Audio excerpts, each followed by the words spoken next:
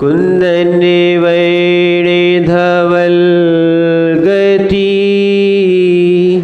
सम्यक जिनका धाम, ऐसे गुरु विरागी को सत्सत्यवार प्रणाम, सत्सत्यवार प्रणाम, सत्सत्यवार प्रणाम।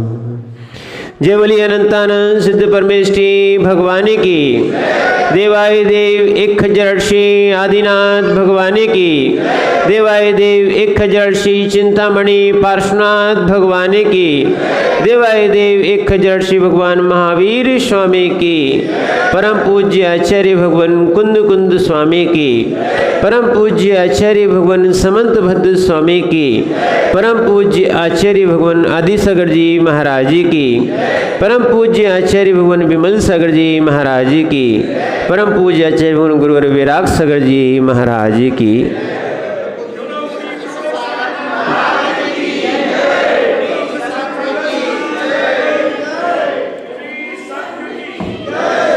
वो चेतन आत्माओं, हम सभी भगवान पार्श्वनाथ स्वामी के चरण सानिध्य में बैठकर उस सम्यक्त को प्राप्त करना चाहते हैं जिससे कि जीव मुक्ति को प्राप्त होता है। बिना सम्यक्त के मोक्ष मार्ग है ही नहीं। अनंत काल से ये जीव जो है संसार में भटक रहा है, उसका क्या कारण है? उसका मूल कारण कोई है तो वो है मिथ्यात्व। जब तक जीव मिथ्यात्व में रहेगा तब तक उस जीव का मोक्ष मार्ग प्रशस्त नहीं हो सकता, प्रारंभ ही नहीं हो सकता है। इसीलिए हम अपने मोक्ष मार्ग को प्रारंभ करने के लिए सम्यक्त के लिए योग्य अनुकूल वातावरण मिलने पर भी, क्योंकि सम्यक दृष्टि भी कौन बन सकता है ये भी देखना पड़ेगा। सम्यक दृष्टि के लिए पंचेंद्रिय होना अनिवार्य है, सम्यक दृष्टि के लिए संगी होना अनिवार्य है। एक इंद्रिय से लेके असंगी पंचेंद्रिय तक के जीव सम्यक दृष्टि नहीं बन सकते, तो उनके पास मन नहीं है, हे उपाधि का ज्ञान नहीं है, तब तक सम्यक्त नहीं है। और जिस व्यक्ति के पास, ध्यान रखना, जी रहे हैं, हे उपाधि का ज्ञान नहीं है और वास्तविकता का ज्ञान नहीं है कि क्या छोड़ना चाहिए और क्या ग्रहण करना चाहिए, या क्या छोड़ना चाहिए और क्या जोड़ना चाहिए, तो अगर इसका ज्ञान नहीं है तो वो जीव इस भेद विज्ञान के अभाव में सम्यक्त को प्राप्त नहीं कर सकता है। इसीलिए आचार्य भगवान समंत भद्र स्वामी आपको सम्यक्त की भूमिका में ले जाते हैं कि इन सम्यक्त में क्या क्या होता है। और विशेष को आपको पढ़ना हो तो आप आचार्य भगवान नेमिचंद स्वामी के जीव कांड के इस गुणस्थान आदि के अधिकार को समझेंगे तो उसमें आप सम्यक्त का वर्णन भी बहुत अच्छे से समझ में आएगा। तो कहने का तात्पर्य यहाँ पर भी उन्होंने बहुत कुछ लिखा हुआ है, उसको समझने की आवश्यकता है। हमारी समझ में अज्ञानता है, मूढ़ताएं हैं, मूर्खताएं हैं। हम अभी तक वर्तमान में जी रहे हैं, अपने आप को ज्ञानी समझते हैं, पर वास्तविकता में हमारी मूढ़ताएं चल रही हैं, मूर्खताएं चल रही हैं, अज्ञानताएं चल रही हैं। और जब तक ये मूर्खताएं रहेंगी, मूर्ख व्यक्तियों को मोक्ष नहीं मिलता है। क्या है? गरीब व्यक्तियों को तो मोक्ष मिल सकता है, काले व्यक्तियों को मोक्ष मिल सकता है, समझना, पर मूर्ख व्यक्तियों को मोक्ष नहीं मिलता है। आज जब मूर्ख व्यक्तियों को, डॉक्टर साहब, मूर्ख व्यक्तियों को नौकरी नहीं मिलती है तो मूर्ख व्यक्तियों को कोई मोक्ष दे सकता है क्या? और वास्तविकता में मांगना भी मूर्खता है। अल्लू भैया, मांगना भी क्या है? मूर्खता है। अपनी योग्यता बढ़ाना चाहिए, अपनी योग्यता बढ़ाओ। मुकेश भैया, योग्यता बढ़ जाती है, घर के तो ठीक, दुनिया भी पूजने लगती है। योग्यता घटा देते हैं तो घर के लिए पूछना बंद कर देते हैं। ऐसे ही मोक्ष मार्ग में मांगना नहीं चाहिए, ये पहले ही मना कर दिया। मोक्ष मार्ग में अपने गुण बढ़ाना चाहिए, और जो व्यक्ति अपने गुण बढ़ाता है, अपने पास स्वयं भगवान की सत्ता है, ये आत्मा भगवान आत्मा है, पर अपन जो है वास्तविकता तो ये है, हम अपने भगवत पने को भूल गए हैं, इसलिए हम भगवान के पास आते हैं। निज की सत्ता को प्राप्त करने के लिए हम प्रभु की सत्ता के पास जाते हैं, और वो प्रभु सत्ता इस सम्यक्त के अंदर से दिखती है। मिथ्या दृष्टि तुम्हें क्या बनाएगा और क्या दे पाएगा? संसार का ही वैभव दे सकता है, मोक्ष नहीं दे सकता है, पर सम्यक्त वो वस्तु है जो तुम्हारे अंदर के भगवान को जागृत करा के तुम्हें भगवान बना देगी। इससे बड़ी और वस्तु क्या चाहिए? पर होना चाहिए दृढ़ श्रद्धान। क्या है? मूर्खता नहीं होना चाहिए, मूढ़ता नहीं होना चाहिए। जिसने जैसा कहा हम उसको मान लेते हैं। ऐसी मिथ्या बातों को मानने के बाद हमारा संसार भी चल रहा है। क्या है? जैन दर्शन में मिथ्या का कोई काम नहीं है। ज्ञान भी प्रमाण वही माने गए हैं जो सम्यक ज्ञान हो। मिथ्या ज्ञान को प्रमाण नहीं कहा गया। तत्वार्थ सूत्र में आपने पढ़ा होगा तत्प्रमाणे। क्या पढ़ा है? तत्प्रमाणे माने वे प्रमाण है। कौन प्रमाण है? वे यानी मति ज्ञान, श्रुत ज्ञान, अवधि ज्ञान, मनःप्रय ज्ञान और केवल ज्ञान।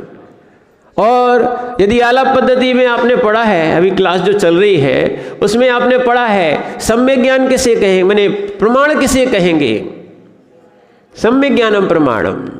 सम्यक ज्ञान ही प्रमाण है, मिथ्या ज्ञान प्रमाण नहीं है। अब बस इतना ही है कि हमारे पास सम्यक ज्ञान है कि नहीं है। हमारा ज्ञान मिथ्या तो नहीं है, और मिथ्या ज्ञान के कारण हमारी क्रियाएं मिथ्या होती हैं। जैसा ज्ञान होता है, या पक्का ये बोल दो, जैसा श्रद्धान होता है वो वैसा ही ज्ञान होता है, और जैसा ज्ञान होता है वैसे ही क्रियाएं होती हैं। लोग कहते हैं पाप छूटता नहीं है। जिस दिन ज्ञान हो जाएगा, सत्य ज्ञान हो जाएगा, सम्यक ज्ञान हो जाएगा, उस दिन तुम पाप कर नहीं पाओगे। अज्ञान बैठा है। क्या बैठा हुआ है?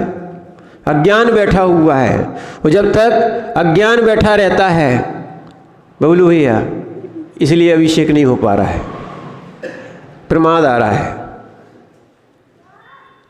क्या है? अज्ञान बैठा हुआ है। और जिस दिन अज्ञान हट जाएगा, कभी बाहर जाना पड़ता कि नहीं जाना पड़ता है?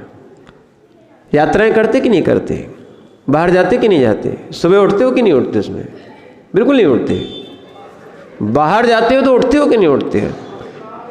समझना आप बात को। ऐसे ही अगर व्यक्ति किसी बात का ज्ञान हो जाए कि हमारी गाड़ी है, तो उठता है कि नहीं उठता है? और जिसको मालूम हो जाए कि हमें सम्यक्त मिलना है, तो उठेगा कि नहीं उठेगा? सोने वाले व्यक्ति ध्यान रखना, सम्यक्त प्राप्त नहीं कर पाएंगे। जगत का वैभव मिल सकता है, पर जगत का वैभव भगवान नहीं दिला सकता है। क्या है?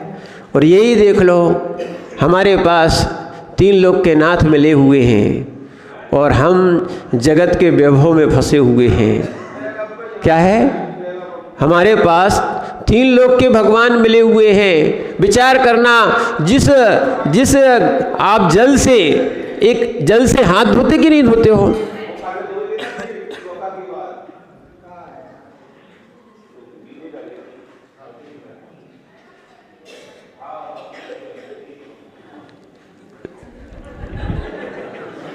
देखो, वाणी तो उनको भी मिली है, समय उनको भी मिला हुआ है, हाल भी उनको भी मिला हुआ है। अपनी अपनी सोच का फर्क होता है। विचार करना, एक हाथ से जो जल से हाथ धोते कि नहीं धोते हो, और दूसरे जल को सिर पे लगाते हो। क्यों लगाते हो? डॉक्टर साहब बताओ।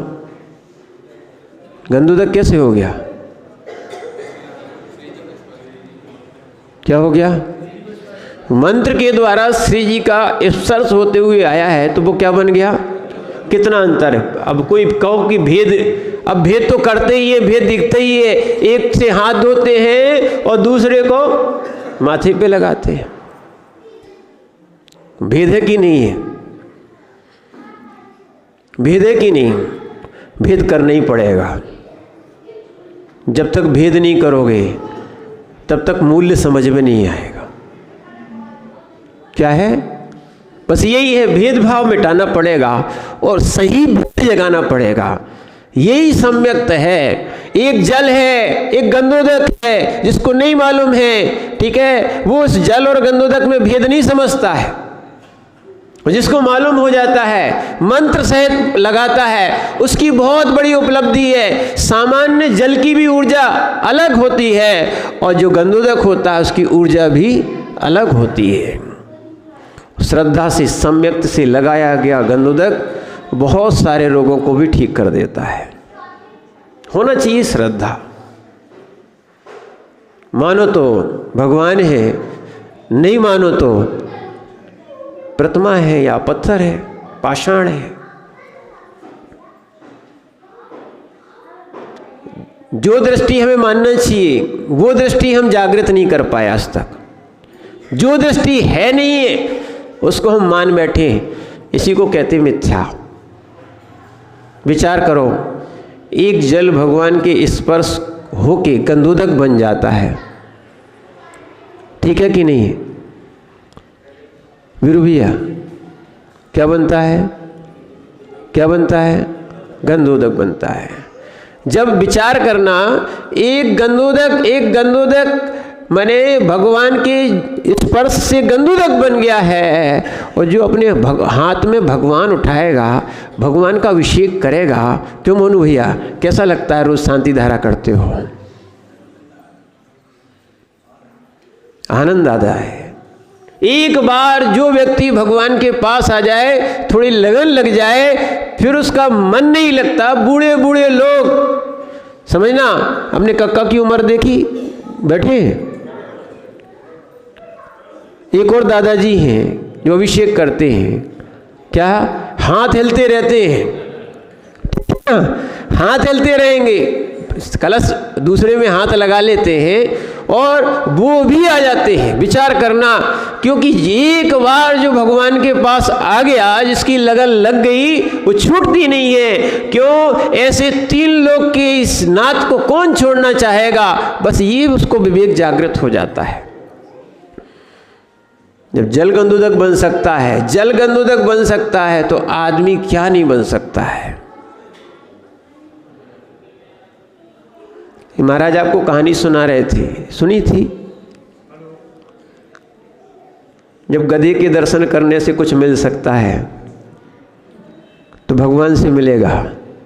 डिफरेंस देखो आप, यही तो अंतर है। लोग जो है ना संसार में भोग को प्राप्त हुए हैं, क्या है, पर वास्तविकता में सम्यक जागृत हो जाता है। ऐसा जीव 3 लोक की संपदा छोड़ के योगी बनता है। देखो विशोक सागर जी बने बैठे कि नहीं बने, हम उनको तो जानते नहीं महाराज को, पर हाँ आज उनसे मिलन हुआ, बहुत अच्छा लगा। वास्तविकता में योगी बनना, संसार के वैभव को छोड़ना, ये सामान्य बात नहीं है। लोग 1-2 दिन के लिए घर छोड़ के नहीं जाते, या फटा पुराना वस्त्र नहीं छूटता, छिंदी और बिंदी नहीं छूटती। क्या नहीं छूटती? हाँ, छिंदी और बिंदी नहीं छूटती है। अब विचार करना, ये संसार का मोह नहीं छूटेगा, संसार की वस्तु नहीं छूटेगी, तो कैसे मोक्ष होगा? हो सकता है क्या? 3 काल में नहीं हो सकता है। इसीलिए ध्यान रखना, मूढ़ताएं मूर्खताएं बिल्कुल नहीं रखना। सम्यक दृष्टि जीव भोगों की कीमत नहीं करता है, सम्यक दृष्टि जीव भगवान की कीमत करता है।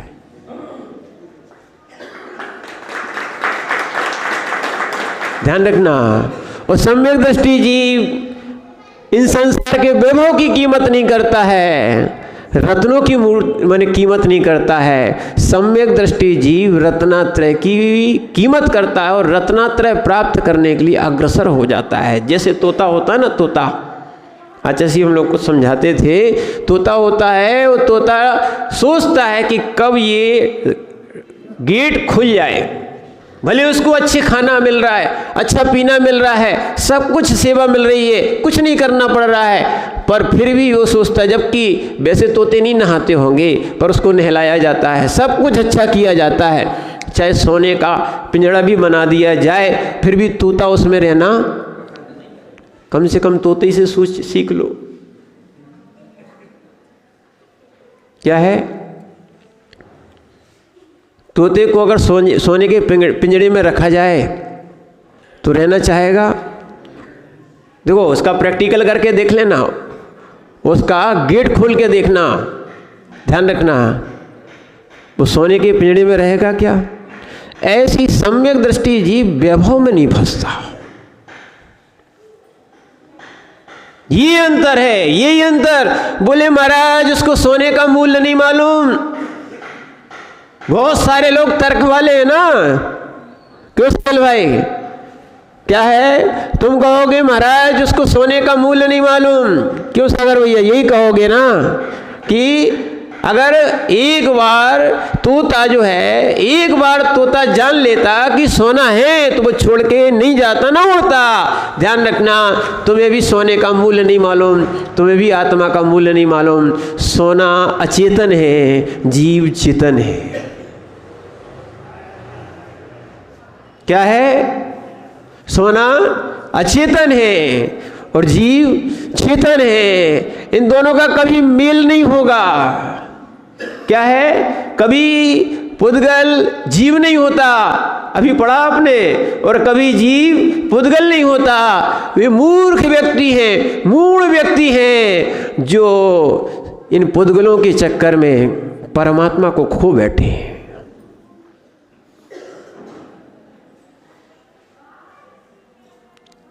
नहीं आ रहा समझ में आपको? वैभव में मोक्ष नहीं है और मोक्षार्थी को वैभव की आकांक्षा नहीं है। मूर्ता नहीं है, मूर्ता नहीं है, जिसने जैसा कह दिया वैसा मान लिया।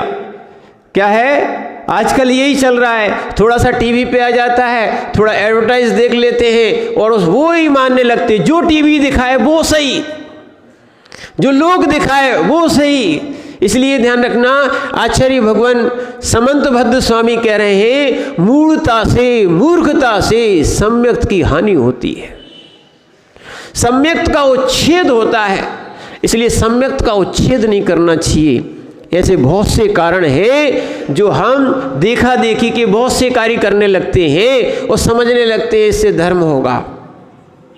ध्यान रखना, ये हमारा मिथ्यात्व भी हो सकता है और हो सकता है कि हमारी ऐसी क्रियाएं, हमारी ऐसी विपरीत मान्यताएं, ध्यान रखना, विपरीत मान्यताएं ये हमारे लिए सम्यक्त से च्युत कर देंगी।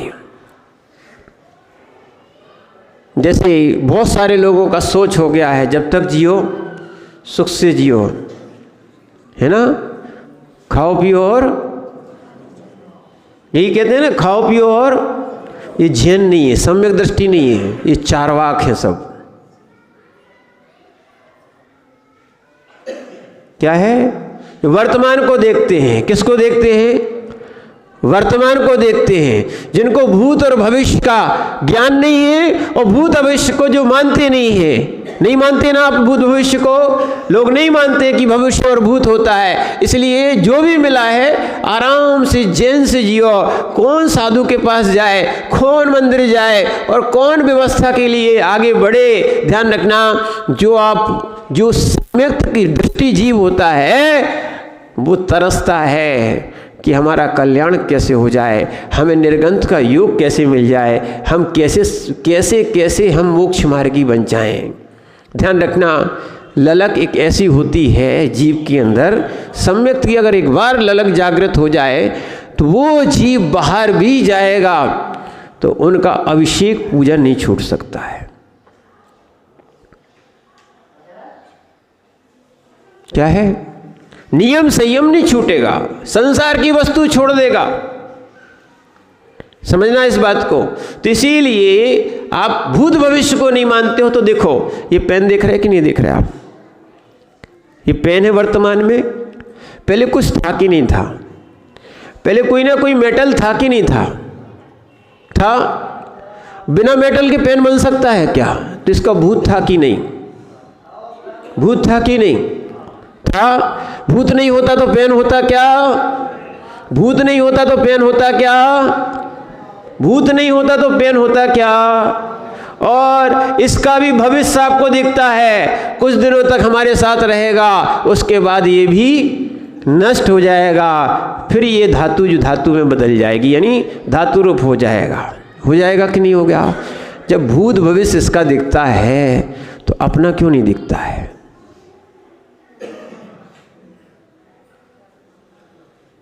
अपना भविष्य क्यों बिगाड़ रहे हो? बच्चों का भविष्य बनाने बैठे हम। क्या बने हैं? भविष्य भगवान नहीं बना सकते, पर हम भगवान जो काम नहीं कर पाए वो हम कर्म करने बैठे, कर्ता बुद्धि से बैठे हुए हैं। ध्यान रखना, वास्तविकता में जीव का स्वयं की योग्यता, स्वयं का उपादान और स्वयं का ज्ञान जीव को भगवान बनाता है या संसार में भटकाता है। कोई किसी को भगवान भी नहीं बना सकता है। स्वयं को तो भगवान बना सकते हो। क्या है?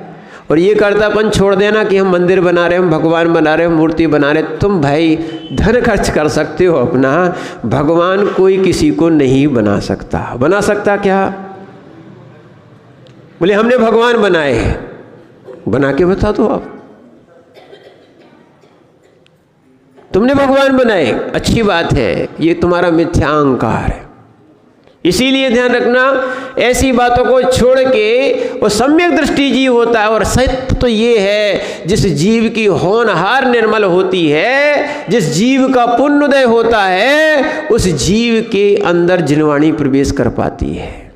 जब तक जीव का पुण्योदय नहीं आता है, होनहार निर्मल नहीं होती है, तब तक उसको कोई बात समझ में बिल्कुल नहीं आती है। खूब समझाओगे आप। सीधा उदाहरण दे इसका, जैसे मारीची के जीव को समोसरण की वाणी भी मिथ्या से रोक नहीं पाई।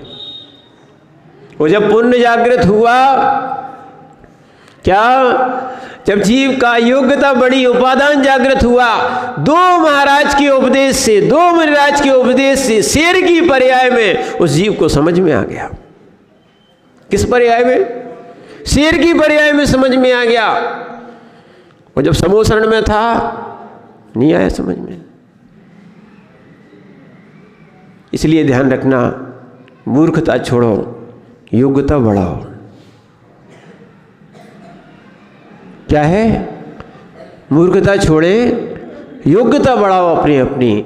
इसीलिए यहाँ पर आज अपन एक श्लोक पढ़ते हैं और फिर महाराज को भी सुनना है, समय हो रहा है।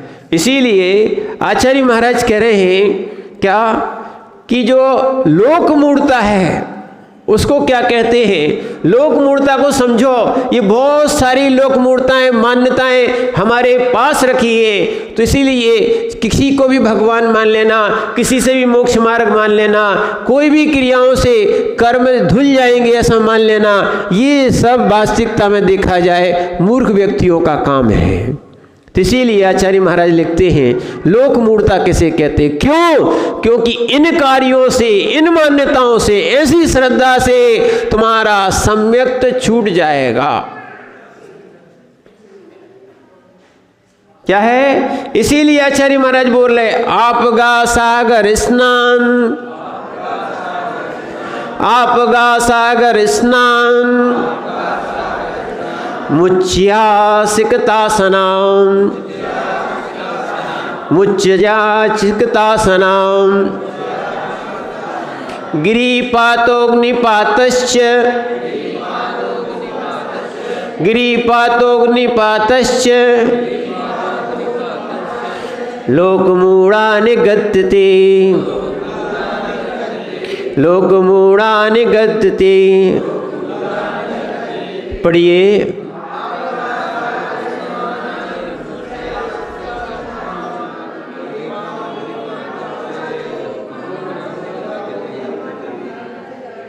आचार्य भगवान कह रहे हैं धर्म किसे समझना। बहुत सारे लोग बहुत सारी चीज़ों को धर्म मान लेते हैं। ध्यान रखना, ये भेद करना ही पड़ेगा। क्या है? धर्म किसे मान लेते हैं। वास्तविकता में शुरू में आपको समझा दिया है क्या है, रत्नात्रयी धर्म है। कौन सा धर्म है? रत्नात्रयी धर्म है। और अब फिर से समझना, कई लोग बहुत सी क्रियाओं को धर्म मान लेते। क्रिया धर्म नहीं है, क्रिया धर्म नहीं है, क्रिया क्रिया है। क्रिया के अंदर छुपा हुआ क्या है? अपने भाव जो है ना, वो अपने भगवान को जागृत करते हैं। वस्तु का स्वभाव धर्म है। अपने स्वभाव तक को प्राप्त करने के लिए हम क्रियाएं करते हैं, है ना। इसीलिए हर वस्तु को धर्म नहीं समझ लेना। आप हर वस्तु को धर्म नहीं समझ लेना। और जो हर वस्तु को धर्म समझे बैठे हैं वो मिथ्या धारणा में जी रहे हैं, और वो लोक मूर्ता भी कही जाती। कैसा? आपका सागर स्नान, नदी और समुद्र में स्नान करना। किसमें? नदी और समुद्र में स्नान करना। और स्नान करने से लोग समझते हैं, स्नान करने से ध्यान रखना, लोग समझते हैं हमारे पाप धुल जाएंगे। गंगा बहुत पवित्र है कि नहीं है? कितनी पवित्र है? सब पाप धुल जाते बोले। तो सबसे पहले गंगा में रहने वाली मछलियाँ, मगरमच्छ, तो ये साधु पुरुष कहलाएंगे, पुण्यात्मा कहलाएंगे।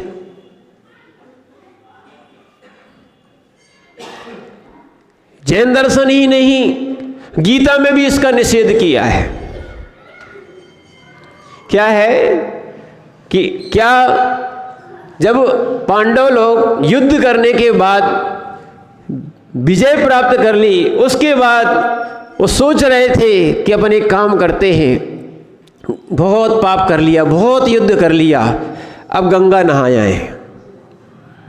क्या कर ले? गंगा नहा लेंगे तो सारा पाप धुल जाएगा। तो ठीक है, तो कृष्ण को भी ले गए क्योंकि उनके सारथी बने थे। कृष्ण को भी ले जाने का उनका विचार हुआ। और जैसे ही नारायण कृष्ण के पास पहुँचे और नारायण कृष्ण से कहा युद्ध में बहुत हिंसा हुई है, बहुत कार्य ऐसा हुआ है, समझना क्या, तो आप जो है ना हमारे साथ चलें तो गंगा स्नान करेंगे तो अपने पाप धुलेंगे। वो समझदार थे। ठीक है, तो उन्होंने कहा हमारे लिए राज का बहुत कार्य है, इसलिए हम जाना असंभव है। एक काम करो, हम एक प्रतिनिधि भेज रहे हैं, ठीक है, उसको तुम ले जाओ। ठीक है, तो उन्हें एक तुमड़ी उनको दे दी। उन्होंने कहा ये उनका प्रतिनिधि है। बड़ा सम्मान के साथ वो लोग ले गए। स्वयं ने एक एक बार स्नान किया, उसको 108 बार स्नान कराया, 4-5 जनों ने कराया, और भी लोगों ने कराया। बहुत पवित्र हो गई ऐसा मान रहे थे। ठीक है, और जैसे ही वो वापस आए और श्री कृष्ण को उन्होंने वो तुमड़ी दी, उन्होंने कहा कि इसके थोड़ा विभाग करके लाओ, पवित्र वस्तु है। विभाग कर दिए। कहा ये बहुत प्रसाद में सब लोग ले, सबने जैसे ही खाई सब थूकने लगे। सबने खाई, सब थूक रहे थे, बड़ी दिक्कत थी। नारायण कृष्ण बोले ये तो पवित्र वस्तु है, इसको थूका क्यों जा रहा है? गंगा में स्नान होके आया है। पांडव बोले अगर खाएंगे तो मरण को प्राप्त हो जाएंगे। क्यों? ये तो कड़वी है, और कड़वी तुमड़ी अगर किसी ने खा ली तो मरण को प्राप्त हो जाता है। क्या करना चाहिए? बोले इसलिए थूक रहे हैं। तो उन्होंने समझाया समझने वाले समझते हैं, नहीं समझने वालों को तो भगवान भी नहीं समझा सकते। क्या है? उन्होंने कहा कि जब तुमड़ी मीठी नहीं हो पाई, उसके कड़वापना नहीं मिट पाया, तो तुम्हारे गंगा स्नान करने से कैसे कर्म धुल जाएंगे। कर्म धोने के लिए तपस्या करना पड़ती है, कर्म धोने के लिए कसाय समाप्त करना पड़ती है, कर्म धोने के लिए बैर भाव, राग द्वेष और विषय आकांक्षाएं समाप्त करना पड़ती हैं, तब जाके जीव के कर्म धुलते हैं। कर्म धोने के लिए रत्नात्रय धारण करना पड़ता है, कर्म धोने के लिए सम्यक्त प्राप्त करना पड़ता है। ऐसे ही अकेले गंगा स्नान से क्या हो गया? गंगा स्नान से अगर माना कि सब कुछ हो गया तो भैया कोई खूब पाप करेगा और गंगा स्नान कराएगा।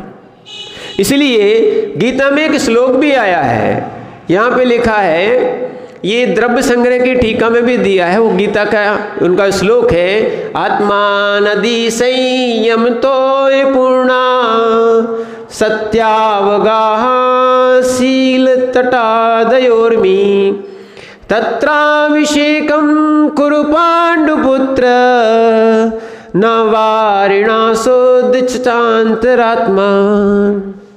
उन्होंने कहा संयम रूपी जल से पूर्ण और सत्य रूप को धारण करने वाली ये शील रूपी तट और दया में तरंगे आत्मा में उत्पन्न करती हैं, वो ऐसी आत्मा नदी, उससे हे पांडुपुत्र क्या है, स्नान करो, क्योंकि आत्मा जल से शुद्ध नहीं होती।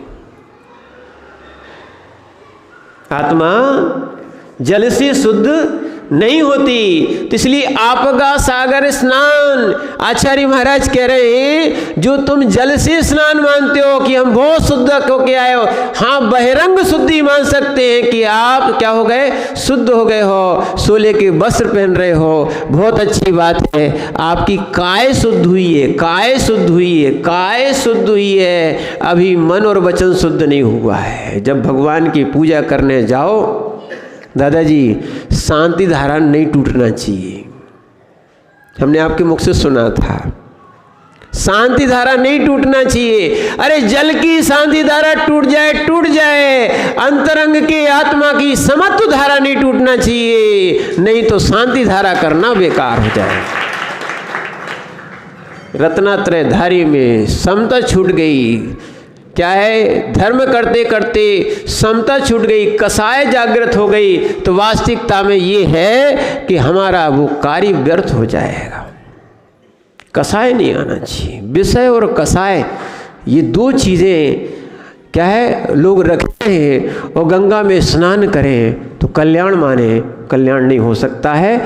ठीक है, फिर उसके बाद कुछ लोग पर्वत से गिरना, किसी पर्वत से गिरना क्या करते हैं, मोक्ष मानते हैं, ये भी मोक्ष नहीं है। कुछ लोग क्या लिखा, पत्थर का ढेर लगाना, उच्चिया यानी सिकता सनाम, बालू का और पत्थरों का ढेर लगाते हैं, उसको पूजने लगते हैं। ध्यान रखना, इसको भी पूजने से कई लोग पेड़ में धागा बांधते कि नहीं बांधते हैं, कितने धर्मात्मा है, पेड़ को भगवान मान लेते हैं। हमने आपको बताया था वो अदेव है। पेड़ में धागा बांध दो, पत्थरों पे पत्थर फेंक दो, बालू का ढेर लगा दो, तुम्हारी मनोकामना पूरी हो जाएगी। बोले काला चश्मा पहन लो, तुम्हारी मनोकामना पूरी हो जाएगी। समझ रहे ना आप ऋषभ भैया, काले टोपी लगा लेना, तुम्हारा काम बन जाएगा। ये बहुत बढ़िया अच्छी बात है ना? चल रहा है ये मिथ्यात्व। वास्तविकता में हम अपने कार्य की सिद्धि ऐसे उनसे मांगते हैं कि इनसे हो जाएगी। ध्यान रखना, मिथ्यात्व से, सेवन से, अज्ञान के सेवन से आपके कभी पढ़ लेना आप धर्म परीक्षा, डॉक्टर साहब आपको बोला था पढ़ने के लिए, उसमें लिखा है धर्म परीक्षा में आचार्य अमित गति स्वामी ने लिखा है, अगर जीव मिथ्यात्व का सेवन करता है तो उसके बड़े बने काम बिगड़ और जाते हैं और पाप और लद जाता है। इसीलिए ध्यान रखना, कहीं मिथ्या बातें नहीं मान लेना। वो महाराज क्या है, किसी ने धागा बांध दिया, किसी ने डोरा बांध दिया, किसी ने कुछ कह दिया और हम उसको वो मानने लगते हैं। अपने कर्म आते हैं, कर्म जीव को परेशान करते हैं, ठीक है ना। इसीलिए इन लोक मूर्ताओं को जो जीता है, क्या है, मंदिर नहीं आएंगे, बोले नहीं, कहीं ना कहीं जाके धागा बंधवा लेंगे, कहीं ना कहीं कोई चादर चढ़ाने पहुंच जाता है, इससे हमारा काम बन जाएगा। अरे ध्यान रखना, जहाँ चादर चढ़ाई जाती है, ऐसी अजमेर की दरगाह, सुनना, वहाँ भी लोग झाड़ते, मालूम है, वहाँ भी लोग झाड़ते, तुम्हें मालूम है, तुम श्रद्धा तोड़ बैठे हो, उनको मालूम है कि वो मंत्र कौन का बोलते, मालूम है। तुम्हें जिस मंत्र पे श्रद्धा नहीं है ना, तुम भटक रहे हो, यही मिथ्यात्व, यही मूर्ता है। जगत के मंत्र चाहिए, जबकि तुम्हारे लिए मिला हुआ है महामंत्र। क्या है, जगत के मंत्र चाहिए, जगत के मंत्र चाहिए। वो मंत्र वाले महाराज और मंत्र वाले लोगों के पीछे, चाहे संयमी हो, चाहे असंयमी हो, चाहे रत्नाधरधारी हो, चाहे अन्य हो, मंत्र का चमत्कार देखना चाहते हो। अरे तुम्हें मंत्र का चमत्कार देखना है तो श्रद्धा जागृत कर लो।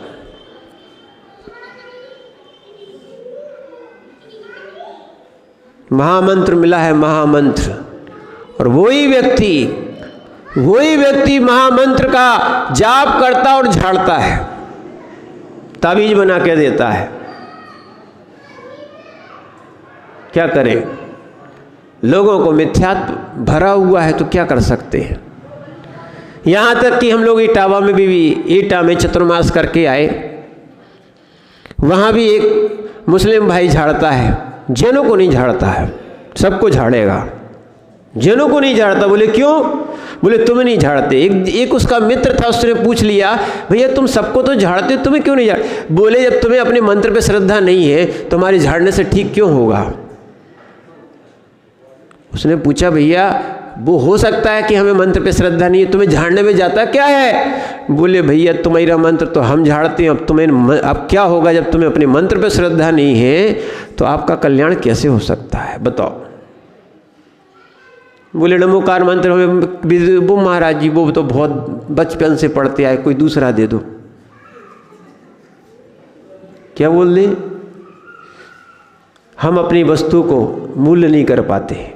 वास्तविकता तो यही है, क्या है, हम मूल्य नहीं कर पाते।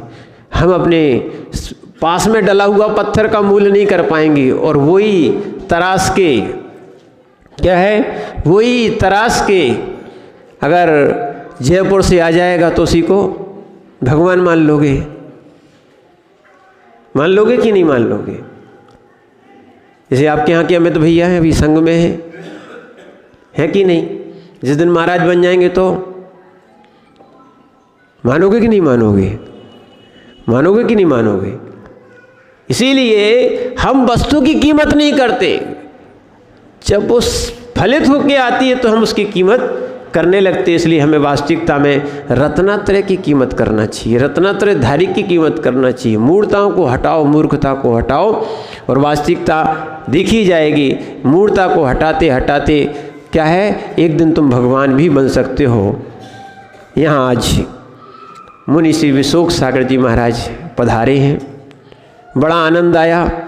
ये वाचना के पहले भी मंगलाचरण हुआ, और उनसे भी हमने कहा था महाराज अपन दोनों महाराज वाचना कर ले तो कितना अच्छा रहेगा। महाराज अभी भी कुछ नहीं बिगड़ा, हमने भी महाराज से अभी कह के ही आए, चिंता नहीं करो। विशोक सागर जी महाराज जी से कहा, महाराज जी अभी वाचना पूर्ण नहीं हुई, अपन को जाना तो एक ही जगह है, और भी बहुत है। महाराज को अंतर नहीं पड़ता, महाराज वैसे ही शिमला वाले हैं। और हमने रास्ते ही में कहा था, महाराज जी जब से आप सोनागिर आ गए हो तभी से शिमला साथ में लेके आ गए हो, जब शिमला आ गया है तो चिंता क्यों कर रहे हैं महाराज, वाचना करो, फिर अपन दोनों गुरुजी के पास चलेंगे।